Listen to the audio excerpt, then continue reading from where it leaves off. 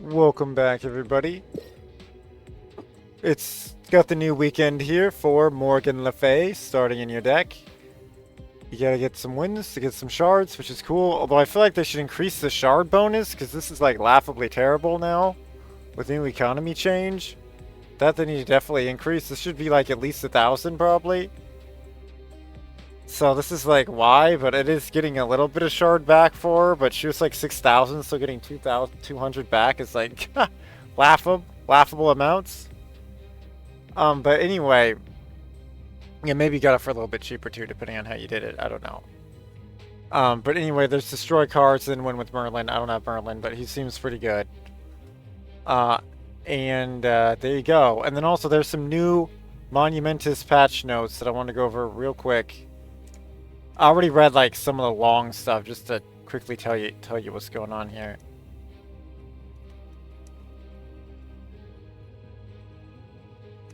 Oh yeah, I didn't go over that either yet. Oh well, I don't think I'll do that today then. We'll just go with the generic patch, just the game balance change ones. Let me know if you want to see the other patch notes of the actual event itself. But that should be its own video because it's going to be long. Anyway, this is just saying they're doing this a week early because of 4th of July. Most likely. They didn't say that. But yeah, Infinity Ultron actually got weakened by 2. This character seemed absolutely terrible in my opinion. Infinity Ultron. I used him quite a bit and it was just, I could not really get much to happen. He needs like a full deck built around him. But now he should be way better because look at these guys are going from 3 cost to 2 cost. All his gems. Yes, they technically say stones here, but that's just confusing. I'm going to call them gems and Thanos' stones. But yeah, now if you're running Quinjet, you could get these at 1 cost, which actually could be crazy good. Because you maybe drop Wong down and the gems to get double gem effects or something going on. It could maybe happen the same turn. That sounds really freaking cool. And assuming you're not going into 7 turns, which is probably really what you want to do, but... And this is them just saying it was not working out too well. But look at this. After 3 years, it finally happened. A Giganto buff. It finally freaking happened. I've been saying this guy got out power scaled so heavily. Now this is just 2 points. But this is great for any new player. Because this is the starter card Giganto. Or you can unlock him super quickly. It's a great one. Omega Red. Got a buff of 1 power. Omega Red, I've used him quite a bit too, so that's cool to see. Omega Red's been being changed throughout the game history. And then Super Giant finally got another buff here. I think she had a buff from before. I think. This is possible. It's her first buff, but I just thought of a really cool strat using Super Giant and Morgan Le Fay. I don't know if I don't think I have Super Giant, but I haven't read this bottom part yet because I want to read it for you guys because this is explaining some of the other changes. Okay, these are a little more simple. This collection of buffs felt appropriate given these cards' recent performance on the ladder. Yeah, they saw me getting crushed with my Mutant deck. Absolutely crushed. I mean, finally, after 3 years of getting crushed with Giganto, these cards are finally getting buffed. As well as their complete lack of registration in the Golden Gauntlet tournament. They weren't even used in the Golden Gauntlet tournament. Well, they didn't invite me. I would have brought friggin' Giganto and represented with an all-X-Gene deck. Although it would be cool if there's another actual Xmen that is a 6 cost, so I can have a full Xmen deck, but I mean, I could technically do that. We would just not have, we'd only have 1 6 cost, which is Xmen Magneto. And we can't promise every single card in Marvel Snap is going to be competitively viable. That's your whole job! Literally, their whole job is to make everyone competitively viable. That's literally their job. When the game just knows its balance is fricked. Well, tip of the hat to the devs. This takes guts of steel to ever write the sentence. Well, it is what it is. But they can at least try to edge him in. They can at least try to make him compete under certain scenarios.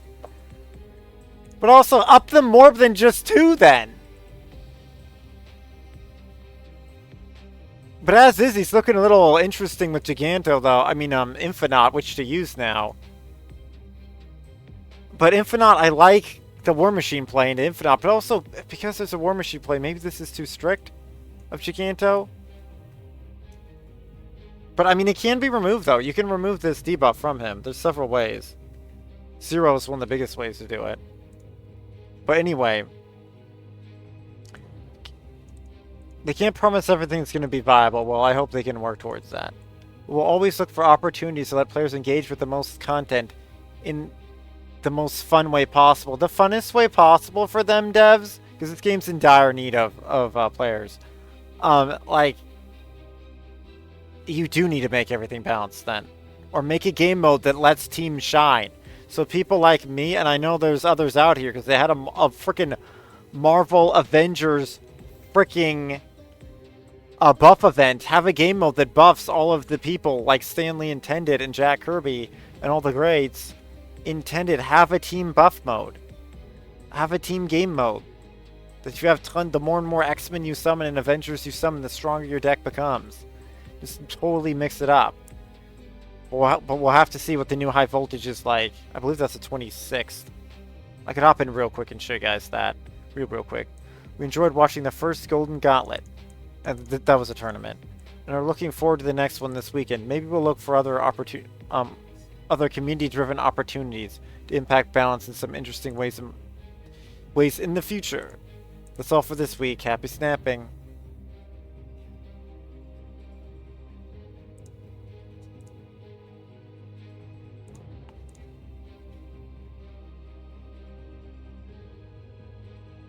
Okay.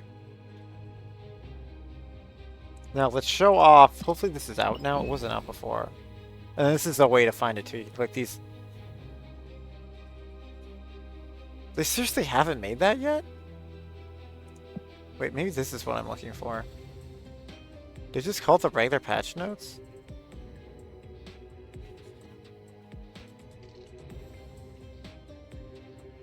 Yeah, these are just the quick of it patch notes, so I guess we'll go over these too. Ultra super quick. So I have some other stuff to do today. Yeah, this is the patch notes, and then you can just pause and read this stuff. Let me know if you guys want more read. Players will now receive the base card for free when obtaining a variant for a card they don't own. Oh, that's cool. That's very cool. It's a retroactive update. Card shop, we've added a new welcome pop-up for new players. And they receive tokens, that's great. High voltage, here we go. It's June 16th, it's much sooner, to the 25th. This is what I want to show you guys, to get high voltage overdrive. So that means there should be a week after then, I think, to play, to also get your Conquest stuff done. But yeah, I need to take Conquest quite seriously, but I want this weekend event bonus, so yeah, I'm going to be using Gambit for some Destroy here. But I might have to make a more serious Destroy deck with Gambit then. Or discard. Well, I need to get wins with Morgan Le Fay too, so... I guess we'll just see. The deck I have can win occasionally, but I may need to make it better. Our Deep Space Elements, Visual Effects, Balance updates, card updates...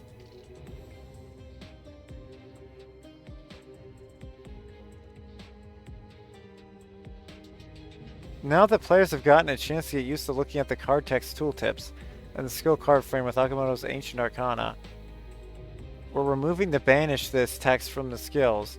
This isn't a functional change, they'll work the same way they've been working. The wording is somewhat misleading since this is a property of a skill card type, not an effect on the card, and so confuse players in combination with like Iron Lad. Oh, I see. Cards that overwrite their own text like Prodigy will now display their original versions as reference cards on the zoomed in view, so players can see how they ended up with their new text. That's cool. So, the zoom in view can crash like crazy, especially Symbiote Spider-Man.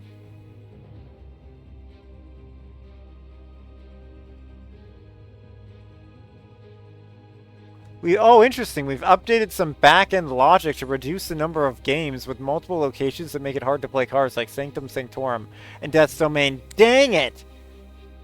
My deck was good for those. That's why I'm seeming weaker. They made those less common. That makes War Machine and Jubilee less that they can play into those zones and then move as well. Not as good. And these are just bug fixes. You can pause, you can pause, you can pause.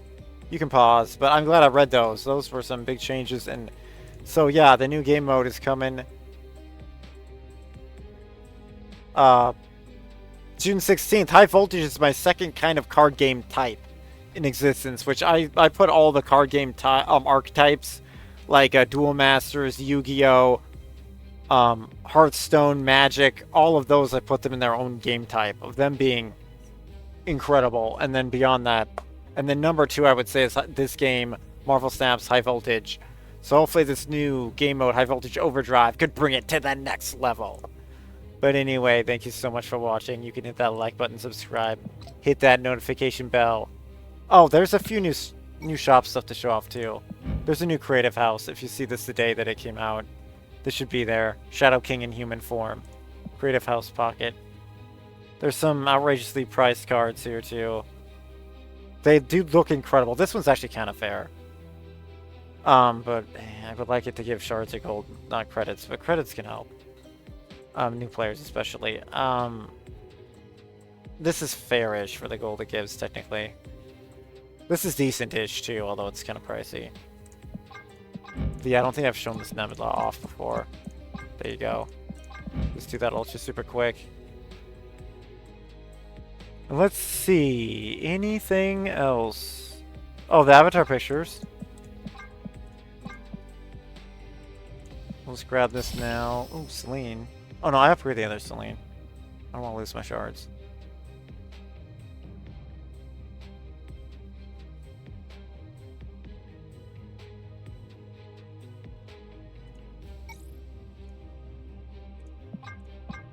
Oh yeah, and just in case you haven't seen my latest stuff, there are new cards here. I have a lot of them, but there are new cards here.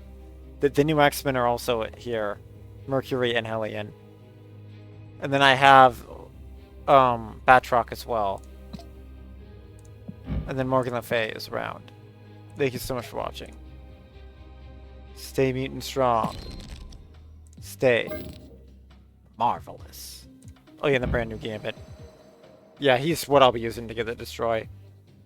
See you next time. Probably not. Oh no, I need Morgan Le Fay victories as well. Oh, but I do want to show you guys, just to show it's confirmed and live. Yes, it is 6 for 16 Giganto after 3 years. Yes, 6 for 6 Giganto. Yes.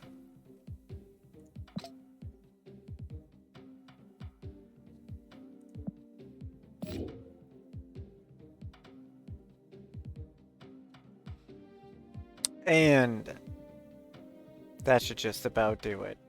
Here's my best Morgan Le Fay deck so far, but this is not the best one for it because I've seen really good decks that people just threw Corvus Glaive into the deck randomly, so he discards 2 cards, and then if they get Morgan Le Fay, they just revive him and bring him back better. It's really freaking good because you get the maximum mana. Like, if I wanted to rock villains, I would do that, but I'm probably just going to rock this deck. And here's the new Wolverine, but I'm going to switch him back to my favorite one because I literally saw this probably happen live. This moment. Where is it? It's this moment right here. In the 90s show. Absolutely outstanding. Anyway, see you next time, everybody. Later.